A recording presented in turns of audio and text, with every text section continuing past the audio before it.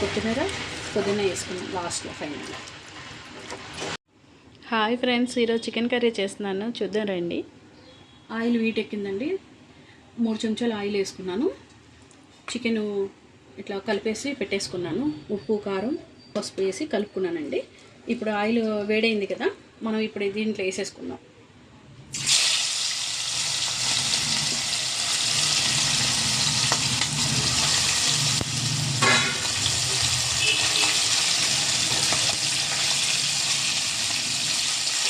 కొంచెం సన్న మంట మీద మగ్గబెట్టుకున్నామండి.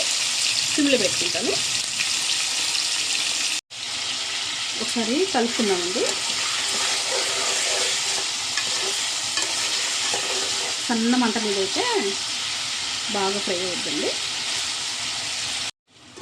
ఇదిగోండి, కొంచెం ఫ్రై అయ్యింది లైట్గా. ఇలా కొంచెం ఫ్రై అయిన తర్వాత మనం ఇప్పుడు దీంట్లోకి ఉల్లిపాయలు వేసుకోవాలండి. మనం కట్ చేసి పెట్టుకున్న ఉల్లిపాయలు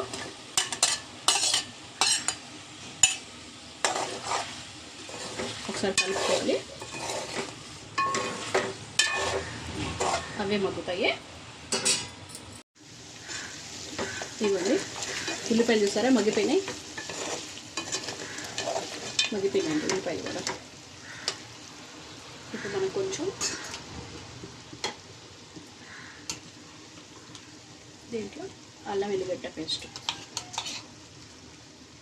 ఒక 2 స్పూన్లు ఒకసారి కలుపుకుందాం.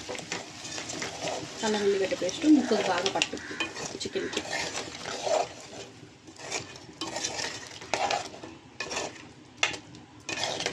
కొంచెం మగ్గాలి. మగ్గిన తర్వాత నెక్స్ట్ ప్రాసెస్ అండి. అల్లం వెల్లిగడ్డ వేస్తాం కదా, ఒకసారి కలుపుకుందాం.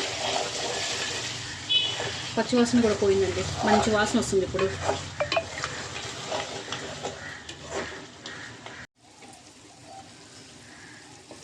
ఒకసారి కలుపుకుందామండి.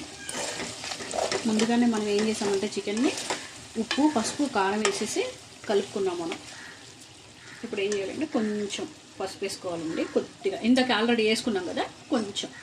ఇప్పుడు 1 స్పూన్ కారం వేసుకోవాలండి. చికెన్ కదండి, అందుకే కొంచెం ఎక్కువ వేసాను.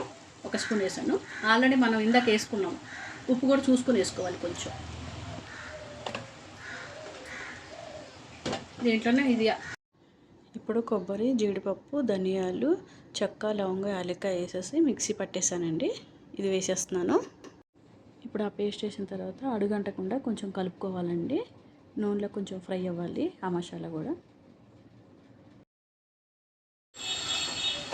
ఫ్రై అయిందండి. కొంచెం వాటర్ వేసుకుందాము. ఇంకొంచెం వేస్తానండి, ఉడకాలి కదా చికెన్ ముందుకు.